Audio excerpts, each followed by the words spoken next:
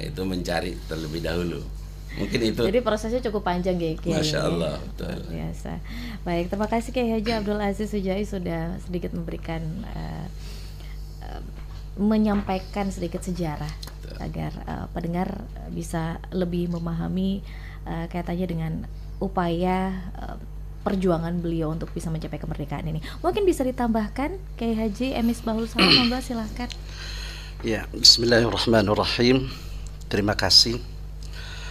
Saya ini bersyukur kepada Allah karena ditakdirkan oleh Allah menjadi santri Kiai Haji Raden As'ad Syamsul Arifin, dan saya masih nututi kepada beliau ketika masih di pondok.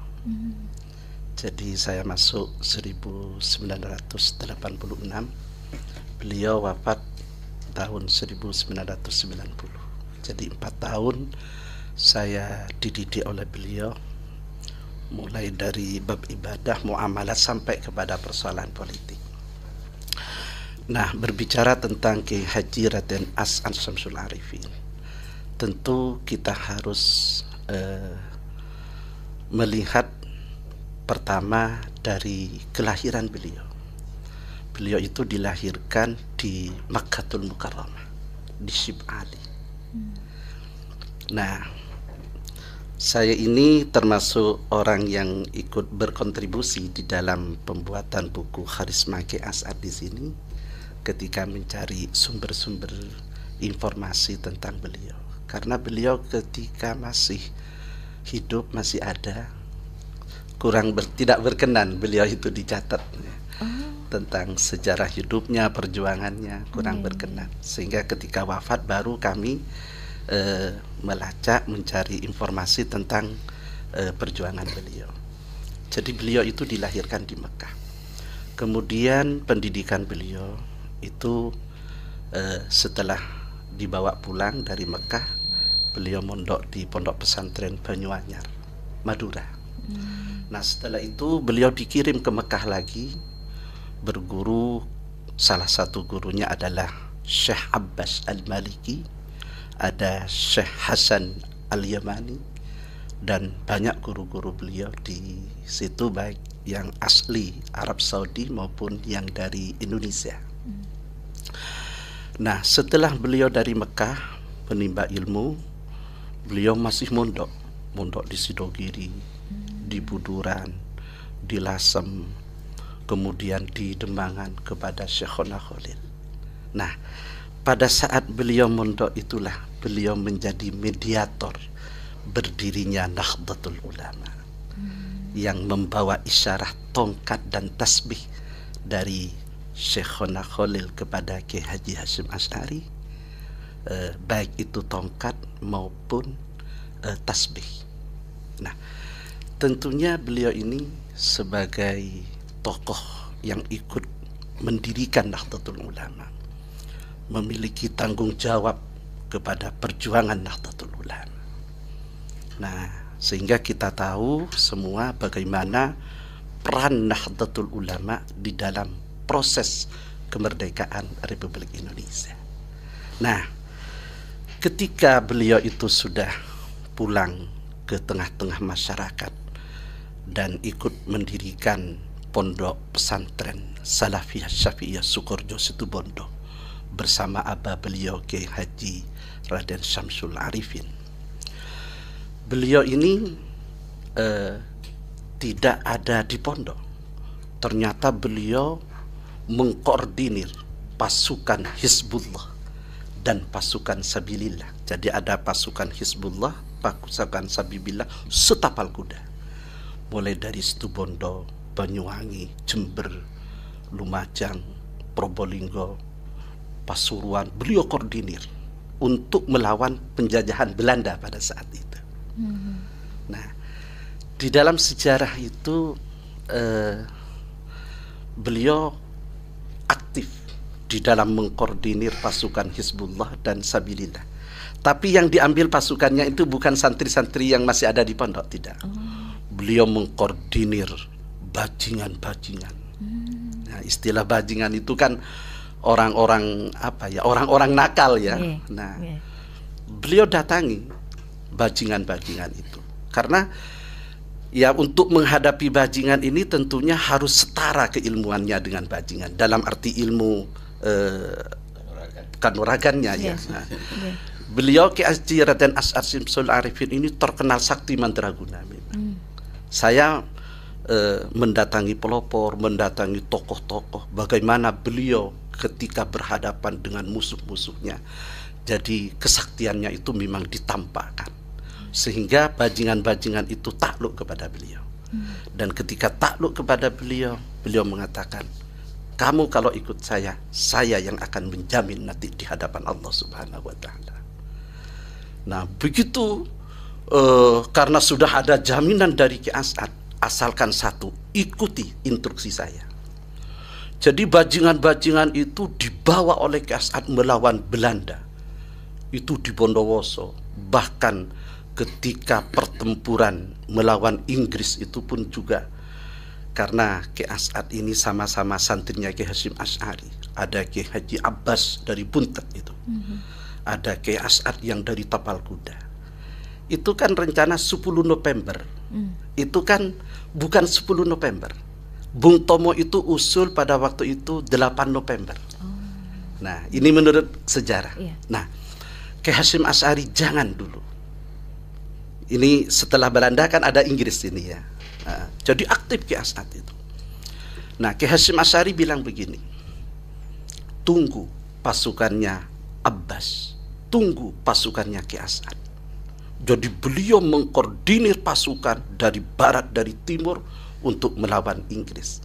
Dan alhamdulillah tidak ada di dalam pertempuran di dunia ini seorang panglima Malabi itu ya, seorang panglima terbunuh. Dan itu yang diherankan, sehingga ketika Malabi itu terbunuh, apa yang terjadi? Pasukan Inggris ketakutan pada waktu itu. Dan menurut sejarah Bang, ini berdasarkan hasil saya PKPNU ya, Panglima Malabi itu bukan kena bom dan bukan kena senjata, tapi dia terbunuh oleh cerulit. Berarti ada orang yang sakti mandraguna yang membunuh Malabi, sehingga pengawalnya itu meledakkan bom pada waktu itu. Nah sehingga Kiai Haji Raden As'ad ini memang terkenal sebagai Panglima Hizbullah, Panglima Sabilillah pada waktu itu, mengkoordinir pasukan bajingan-bajingan bersama TNI. Nah termasuk yang persoalan Jepang yang ada di Garahan. Nah setelah Inggris itu kan ya, kita kan masih ada Jepang gitu. Nah sebenarnya Ki As'ad melawan Jepang itu menurut analisa saya pribadi, karena emosional gurunya Ki Haji Hasyim Asy'ari itu disiksa oleh Jepang pada waktu itu. Ya bagaimana seorang guru, karena Ki As'ad itu berguru kepada Ki Hasyim Asy'ari dan beliau itu diakui ponaannya. Memang secara nasab Ki As'ad ini hebat Pak. Ada jalur ke Sunan Giri, ada jalur ke Sunan Ampel, dan ada jalur ke Sunan Kudus. Jadi Ki As'ad Syamsul Arifin ini memang dari sisi nasab ya luar biasa, sehingga memang nasabnya itu adalah nasab pejuang gitu.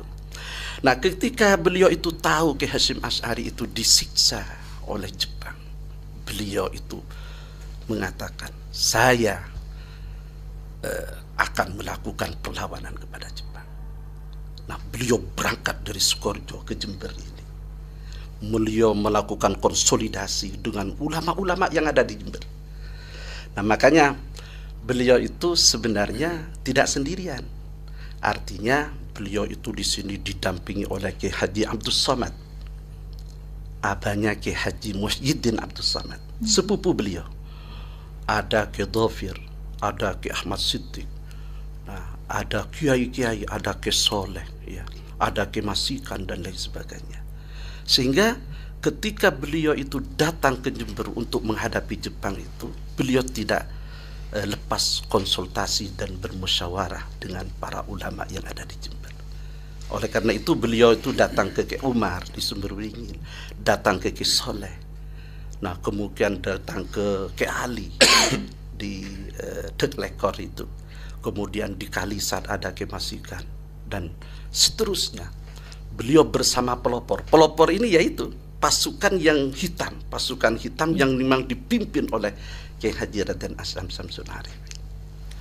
Nah, itulah kami alhamdulillah dalam menulis sejarah beliau, kami masih bertemu dengan sumber yang akurat, sumber sejarah yang ikut kepada beliau.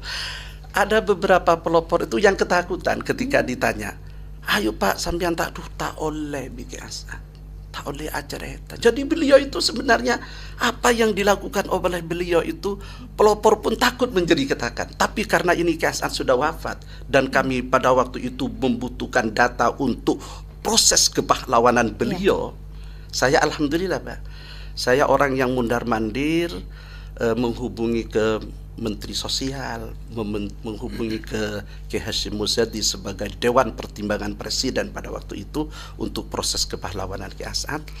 Ya, pada waktu itu juga ada Ustadz Muhyiddin Khotib, ada Ustadz Zaini Ahsin, ada Ustadz Isbironi, ada Ibu Hasanah, dan beberapa alumni yang ikut menulis memproses kepahlawanan Kiai Haji Raden Asyam Samsul Arifin ini, alhamdulillah, sehingga tercetuslah napak tilas, ya, napak tilas Kiai As'ad yang di Jember ini. Nah, inilah sekelumit cerita tentang beliau. Nah, kalau kita berbicara tentang Kiai As'ad, tentunya waktu 5 jam itu nggak cukup. Nggak cukup ya, nggak cukup. Nah, apalagi saya, kalau saya itu sudah berbicara tentang Kiai As'ad, walaupun 1 hari 1 malam saya siap. Selesai. Nggak selesai. Banyak cerita tentang beliau. Nah, pasca beliau itu bisa mengusir Jepang, nah, kehebatan beliau kembali ke pondok pesantren, membangun pondok pesantren. Tapi pada waktu itu diuji Kiai As'ad itu, difitnah kan gitu. Sempat diuji, difitnah Kiai As'ad itu, sampai pernah beliau itu dihukum ya, dalam arti dan beliau tidak menyerah pada waktu itu ketika ada instruksi sudah pada waktu itu Kiai As'ad akan dihukum, beliau tidak menyerah. Tapi karena ada surat dari Kiai Haji Wahid Hashim selaku guru beliau menyerah. Nah, beliau itulah saat itu dihukum, tapi beliau tidak ada ditahanan katanya. Nah, sehingga ketika proses kepahlawanan sempat ini dipersoalkan. Nah, ternyata dokumentasi di Kodam 5 Brawijaya itu ada.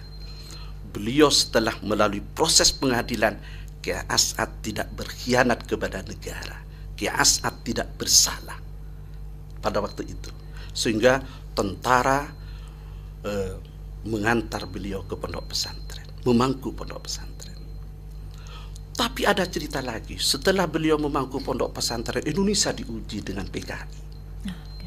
Nah, pada tahun 1965, ulama-ulama pada waktu itu kumpul di Surabaya. Ada Kiai Yusuf Hasyim, ada Kiai Ali Ma'sum, ada Kiai Maskur, dan ulama-ulama NU pada waktu itu kumpul. Pemerintah Pak Harto itu minta fatwa bagaimana menghadapi PKI ini. Sehingga menurut cerita, kiai-kiai itu menyerahkan kepada Kiai As'ad. Kiai Sabil saja yang memberikan pendapat bagaimana. Pendapat muqaddamun ala jalbil masalih, menolak kemafsadatan harus didahulukan. Karena PKI ini sudah banyak membunuh ulama, banyak membunuh TNI pada waktu itu, dan ini tidak bisa dibiarkan. Kata Kiai As'ad, lawan, habisi mereka demi agama, demi negara kesatuan Republik Indonesia. Jadi masih berperan. Nah, alhamdulillah selesai PKI, beliau memang aktif di NU, aktif di partai politik, dan pada tahun 1983 ketika Indonesia ini digoncang-ganjing tentang ideologi negara. Nah, ini ada cerita. Ketika negara ini digonjang-ganjing oleh ideologi negara. Ada yang tidak setuju Pancasila, ada yang sangat Pancasilais, seakan-akan Pancasila itu agama, kan gitu ceritanya. Nah, kiai-kiai berkumpul pada waktu itu menyelenggarakan Munas Alim Ulama pada tahun 1983 di Pondok Pesantren Salafiyah Syabiyah Sukoharjo. Tapi sebelum muktamar, Ki As'ad itu datang kepada Pak Harto. Ki As'ad itu orangnya sederhana ya, bajunya putih, kopinya putih, miring-miring gitu ya biasa. Sederhana sekali, rumahnya sederhana. Saya sangat tahu kepada beliau, tahu persis sederhana beliau. Nah pada waktu itu konon beliau itu datang ke istana negara. Ya namanya datang ke istana negara pakai sandal caplek, pakai sarung kan kadang-kadang ini siapa kok mau datang ke sini? Yang sibuk ini, yang ruwet ini kan satpamnya ya, pengawalnya ini, protokolernya. Sehingga katanya sempat dilarang Ki As'ad itu masuk. Begitu. Nah, tapi wallahu a'lam, ini cerita Pak Harto itu terkejut karena tahu-tahu beliau itu sudah ada di ruang tamu. Ini kehebatannya Ki As'ad. Loh, kok Ki As'ad? Iya Pak Harto, saya ada kepentingan dengan Pak Harto. Ya akhirnya diterima oleh Pak Harto. Nah ini bahasa yang saya terima dari guru-guru saya ya, yang bercerita ya. Pak Harto itu menemui Ki As'ad berdua. Ya mungkin biasalah, namanya presiden mesti ada ajudan. Tapi Pak Ki As'ad ini serius. Pak Harto, saya tanya sekarang, Pak Harto ini apakah ingin menjadikan Pancasila ini sebagai agama? Atau mau menjadikan Pancasila ini sebagai ideologi negara? Ki As'ad itu langsung, kalau Pak Harto mau menjadikan Pancasila ini sebagai agama, maka As'ad musuhnya Pak Harto. Jadi begitu. Saya orang pertama kali yang akan berhadapan dengan Pak Harto. Nah, tapi kalau Pak Harto mau menjadikan Pancasila ini sebagai ideologi negara, maka saya akan mengumpulkan ulama-ulama di pondok pesantren saya. Nah, terjadilah perdebatan pada waktu itu. Di internal NU itu ada yang setuju, ada yang tidak, Pak. Jadi tidak kesemuanya setuju, tapi dengan konsep Kiai Haji Ahmad Siddiq yang ditulis oleh Kiai Haji Muhyiddin Muzadi pada waktu itu, di mana NU kembali ke khitah dan menerima asas tunggal Pancasila. Apa yang terjadi ketika perdebatan sengit? Kiai As'ad bersama Kiai Mahrus Ali, Kiai Maksum, Kiai Ali Maksum pada waktu itu, Kiai Ahmad Siddiq, Kiai sepuh, beliau memegang sorban. Saya yang bertanggung jawab di hadapan Allah Subhanahu wa Ta'ala untuk menerima asas tunggal Pancasila ini sebagai ideologi negara. Nah, sehingga terlaksanalah Muktamar NU tahun 1984 di Pondok Pesantren Salafiyah Syabiyah, yang saat itu NU juga mengalami gejolak dan dibentuklah namanya Ahwa. Dan inilah sejarah Ahwa pada waktu itu tunggal hanya Kiai Haji Raden As'ad Syamsul Arifin, sehingga menunjuk Gus Dur pada waktu itu menjadi ketua PBNU. Alhamdulillah Pak, saya ini orang yang pernah ketemu dengan Kiai Haji Abdul Rahman Wahid. Beliau insya Allah 1 bulan akan wafat. Saya itu dipanggil, istilahnya menengok beliau di rumah sakit. Ketika itu cuci darah dengan Rasoleh, bertiga, saya, Gus Dur, Rasoleh, di ruang rumah sakit itu, di kamar rumah sakit di Jakarta. Saya heran, Gus Dur itu cerita tentang Kiai As'ad. Nah, termasuk cerita tentang Nabi Khidir. Jadi yang menunjuk, katanya Gus Dur, yang menunjuk saya menjadi ketua umum PBNU pada waktu itu adalah Nabi Allah Khidir alaihissalam, karena saat itu Nabi Khidir itu datang dan menunjuk Kiai Haji Abdurrahman Wahid sebagai ketua umum pengurus besar Nahdlatul Ulama. Jadi peran Kiai As'ad itu kepada NU, kepada Negara Kesatuan Republik Indonesia ini sangat besar. Baik. Terima kasih. Terima kasih Kiai Haji M. Misbahul Salam MPDI, luar biasa. Kalau kita bicara sejarah, memang benar tadi yang disampaikan Kiai, nggak cukup 5 jam. Ini waktunya juga sudah mulai sangat terbatas, jadi kita langsung ke Napaktilas Kiai Haji Raden Asyad Samsul Arifin. Ini kaitannya dengan rencana pelaksanaan acara ini. Apa saja yang akan dilakukan selama Napaktilas? Mungkin bisa dijawab Bapak Kuncoro Diyaudin selaku penanggung jawab pelaksana acara Napaktilas. Terima kasih. Bismillahirrahmanirrahim. Karena Allah luar biasa sekali. Hanya beberapa menit diulas, menakjubkan sekali. Betul. Baru beberapa menit. Masya Allah. Masya Allah. Jadi sosok beliau Haji Misbah itu baru beberapa menit, baru satu sosok. Iya. Beliau kalau sosok lain ya bercerita, mengangkat kembali karisma, karomah beliau, pengorbanan beliau, dan kemudian ini dibumikan lagi, disadarkan lagi kepada seluruh masyarakat bangsa negara kita. Maka saya yakin ini akan menjadi spirit kekuatan besar di tengah-tengah kehidupan berbangsa bernegara yang saat ini, mohon maaf dalam tanda petik, tidak jelas. Arahnya kemana begitu ya. Sehingga menjadi penting terutama bagi generasi muda, dan itulah kenapa kemudian saya seorang Kuncoro yang kecil ini dari SMK Perikanan Kelautan Puger, Yayasan Pendidikan dan Pondok Pesantren Darussubuhiyah, benar-benar terpanggil ya untuk menapak tilasi, untuk selangkah dua langkah meneladani beliau. Bagaimana spirit, semangat, daya juang beliau ya secara umum memerdekakan Indonesia dan secara khusus mengusir penjajah Jepang yang ketika itu masih bercongol begitu ya katanya di dusun Pasar Alas, Desa Anggaraan, Kecamatan Silo. Lah iki wong Jember kudu ngerti, Mbak. Iya, betul. Bahwa di sana ada kearifan lokal. Ada sejarah besar, ada peristiwa besar di situ.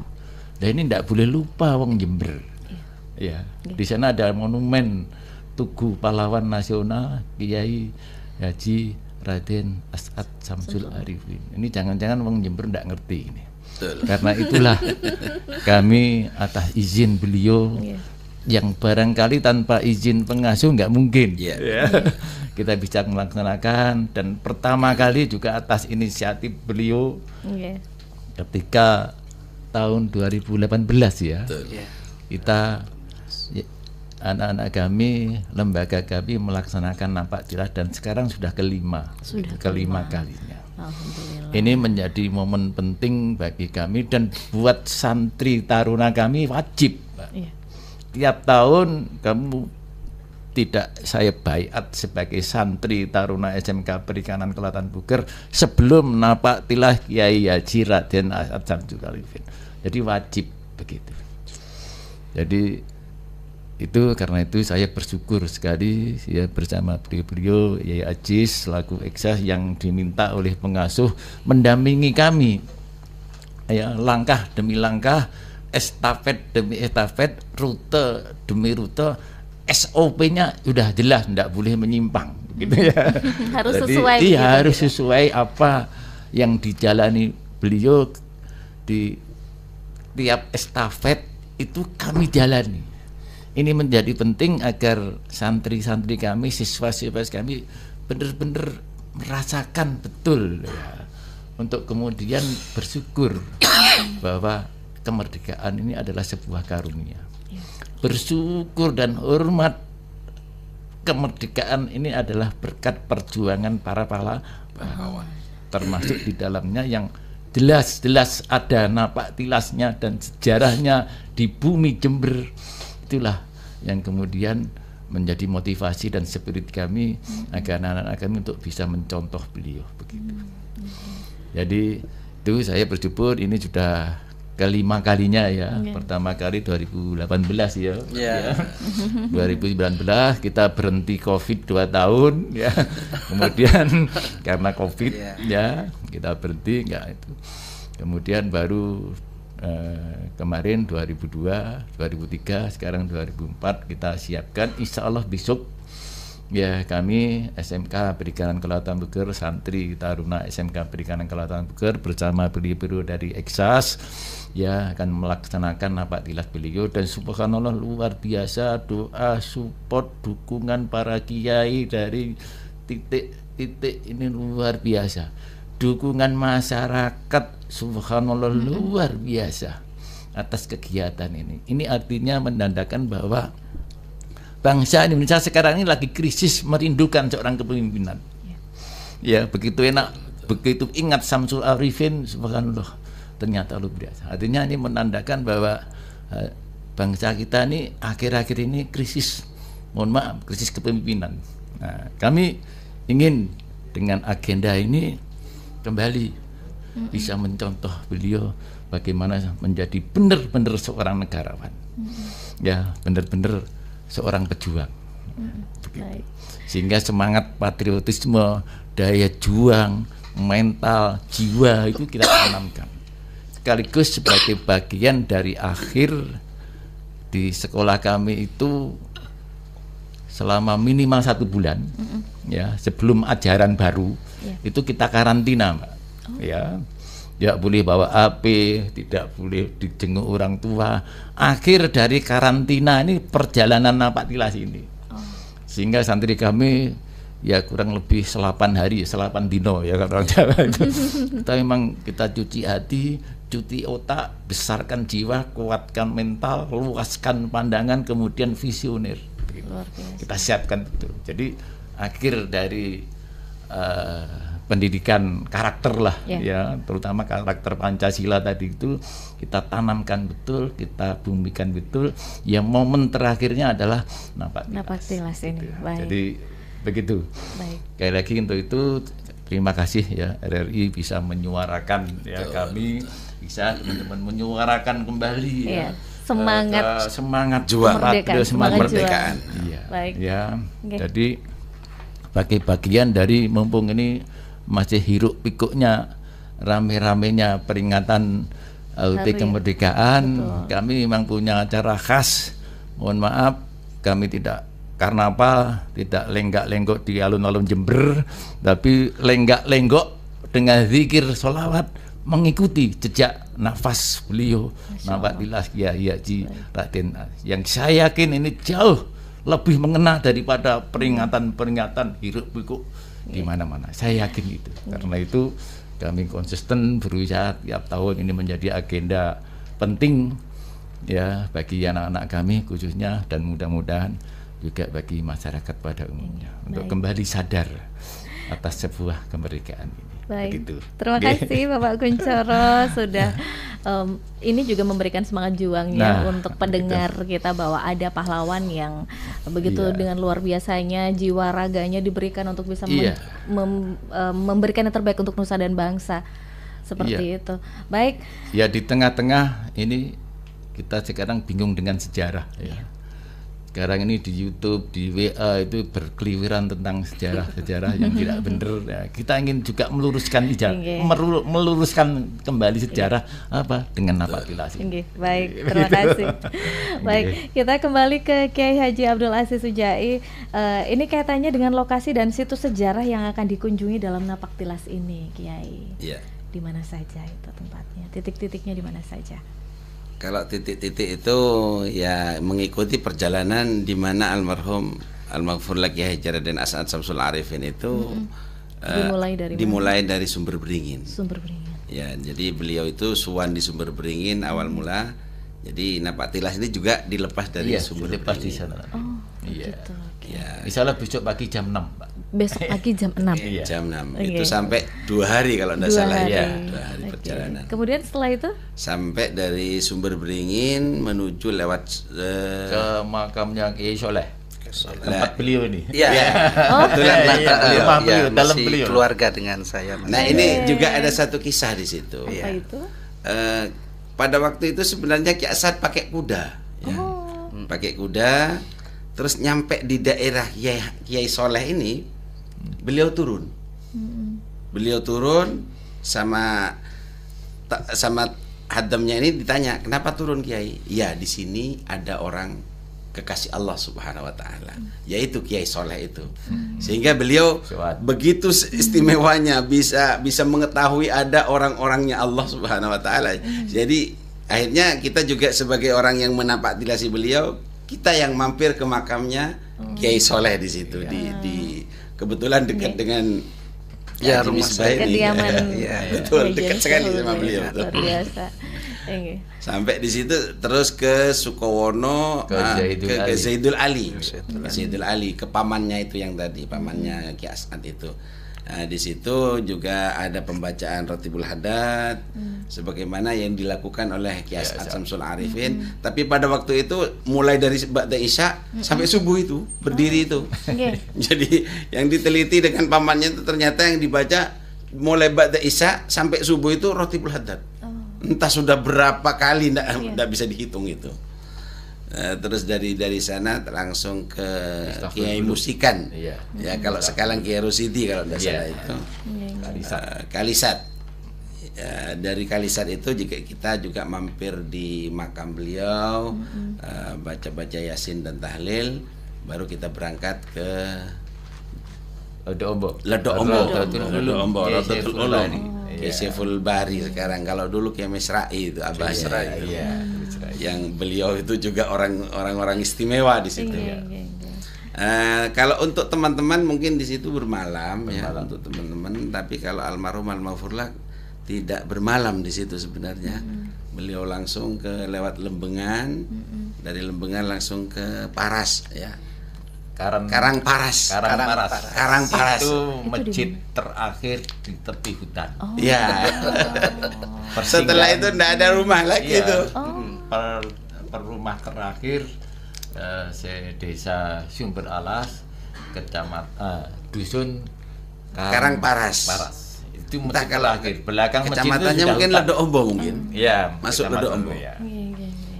Nah di situ sudah tidak ada rumah itu, masuk Alas itu, asli Alas sudah sampai sekarang masih, Iya. sampai ke Sidomulyo, Sidomulyo. sampai Sidomulyo itu. Jadi perjalanan di Alas di hutan itu kira-kira 10 kilo Mbak, besok hari Kemisnya. Itu jalan gitu. Jalan kaki.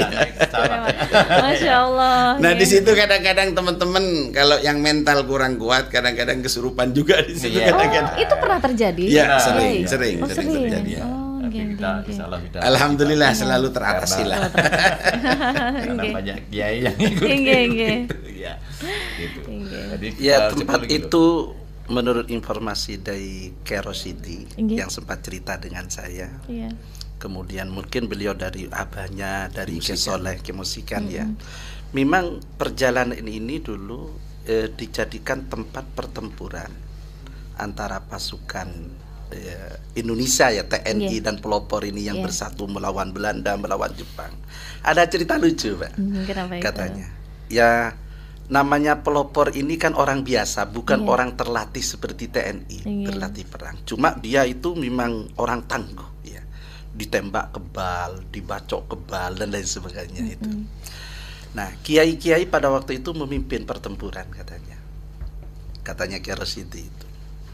Nah, ketika memimpin pertempuran ada pasukan Belanda pada waktu itu katanya. Nah, bawa mobil, ya bawa persenjataan yang lengkap. Ya namanya orang perang itu kan seharusnya ya pakai strategi lah ya. Betul. Ini enggak karena ada mobil nongol gitu katanya. Nongol itu, Pak. Oh, mobil gitu. Jadi lucu katanya. Ya ditembak. Ditembak itu yang namanya kopiahnya mumbul ke atas itu katanya. Orangnya nggak apa-apa itu. Sampai kemasikan, aduh tang alek tade lah gitu waktu itu. Ada oleh kening tembak karena kopiahnya itu mumbul ke sana. Orangnya nggak apa-apa itu. Jadi ya para TNI, para kiai, para ulama, para pelopor di negara Indonesia ini, masya Allah perjuangannya luar biasa menjajah, melawan penjajah. Nah kita ini yang sudah menikmati kemerdekaan sebenarnya kan harus berpikir apa sih kontribusi kita kepada negara. Betul. Baik, terima kasih Kiai Haji. Ini luar biasa ya, mulai dari rutenya sudah dijelaskan, kemudian ada beberapa cerita sejarah yang mungkin memang kalau dibilang saat itu unik gitu. Kayaknya enggak masuk akal gitu ya, enggak masuk akal. Masya Allah. Generasi sekarang sudah nggak mau yang unik-unik, yang aneh-aneh. Nah, kita beritahu. Betul. Apa yang disampaikan tadi itu bukan sekedar cerita, tapi orang yang bisa menyaksikan pada waktu itu. Jadi kita ini masih nututi orang-orangnya gitu loh. Pelaku. Baik Kiai. Bahkan dulu waktu pertama kali kita napak tilah tahun 2018 ya. Kita datangkan pelaku-pelaku itu. Kita beliau sampaikan di depan anak-anak kita supaya paham betul dari sejarah yang dari pelaku sejarah. Supaya sejarah ini nggak belok-belok gitu ya, nggak dibelok-belokkan ya.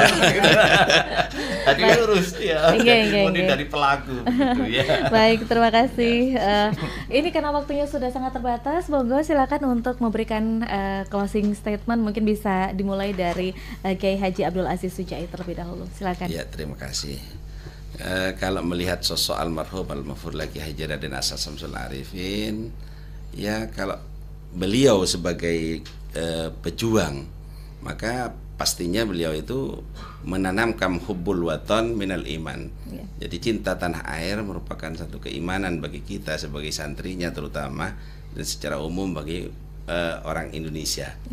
Tapi beliau sebagai ulama, maka beliau itu pastinya menanamkan kepada putra-putrinya, termasuk para santrinya, santri-santri yang ada di dalam ataupun di luar, sifat-sifat. Jadi karena ulama itu adalah merupakan warasatul anbiya, maka pastinya beliau menanamkan amanah, siddiq, fatonah, tabligh ini yang pastinya ditanamkan dalam kehidupan sehari-hari oleh beliau kepada anak-anaknya dan santrinya itu. Mungkin itu yang bisa kami sampaikan. Baik, terima kasih. Monggo closing statement untuk Kiai Haji Misbahul Salam, monggo silakan Kiai. Pertama, kami yang menikmati kemerdekaan ini tentunya harus ingat kepada para leluhur, baik itu para kiai, baik itu TNI maupun rakyat biasa yang telah berjuang dalam proses kemerdekaan negara Republik Indonesia. Tentunya kita akan berdoa, wa yu'idu alaina min barakatihim wa anwarihim wa asrarihim. Mudah-mudahan kita ini yang ada di masa-masa sekarang memperoleh aliran barokah dari para beliau ini. Yang kedua, kita tentunya harus ingat kepada sejarah. Dengan ingat kepada sejarah ini, ada amanat dalam diri kita, bahwa kita ini harus memiliki rasa nasionalisme. Negara Kesatuan Republik Indonesia ini ada bukan tanpa perjuangan, bukan tanpa perlawanan dengan musuh, tapi banyak darah-darah syuhada. Dan itulah menjadi tanggung jawab kita semua untuk mempertahankan Negara Kesatuan Republik Indonesia. NKRI harga mati. Terima kasih. Terima kasih. Terakhir Bapak Kuncoro, Diodin, monggo silakan. Ya, saya bersyukur, berbahagia sekali, dan terima kasih atas doa support semuanya. Ya, terutama beliau pengasuh, teman-teman para kiai, para ustadz, teman-teman IKSAS, ya, keluarga IKSAS, masyarakat, atas insya Allah terselenggaranya besok hari Rabu tanggal 21 hingga Kamis tanggal 22 pelaksanaan rapat tilas pahlawan nasional, ulama besar, ulama karismatik, Kiai Haji Raden As'ad Syamsul. Sekali lagi saya bersyukur, berbahagia, berkesempatan terus ya berusaha ikhtiar menanamkan nilai-nilai juang beliau, ya pesan-pesan beliau, sifat-sifat beliau dari siapa itu kepada generasi muda kita, supaya tidak lupa jati dirinya, bahwa sekali lagi NKRI harga mati, bukan NKRI mati harga. Baik, terima kasih luar biasa untuk closing statement siang hari ini yang disampaikan oleh Kiai Haji Abdul Aziz Sujai, kemudian Kiai Haji M. Misbahul Salam dan juga Bapak Kunchoro Diyaudin. Semoga perbincangan ini kaitannya dengan Napaktilas Kiai Haji Raden As'ad Syamsul Arifin ini dapat menumbuh kembangkan kecintaan kita juga kepada tanah air dan bangsa. Mengingat bahwa apa yang sudah dilakukan oleh pendahulu-pendahulu kita ini sangat luar biasa hingga kemerdekaan dapat kita raih hingga saat ini. Baik, terima kasih untuk narasumber hebat saya di siang hari ini. Insya Allah diberikan barokah, kita diberikan waktu untuk bisa bersua kembali. Selamat melanjutkan rutinitas kembali. Semoga acara yang besok akan dilakukan Napaktilas ini dapat berjalan dengan lancar. Assalamualaikum. Waalaikumsalam warahmatullahi wabarakatuh. Baik pendengar, demikian untuk siang hari ini katanya dengan perbincangan kita bersama Ikatan Santri Alumni Salvia Safiyah Jember dan SMK Perikanan dan Kelautan Puger, tentunya katanya dengan Napaktilas Kiai Haji Raden As'ad Syamsul Arifin. Semoga nilai-nilai perjuangan yang beliau sudah wujudkan ini dapat selalu ada dalam hati kita semuanya, dan tentu saja ini semakin membuat kita mencintai tanah air dan bangsa tentunya. Baik, tepat pada pukul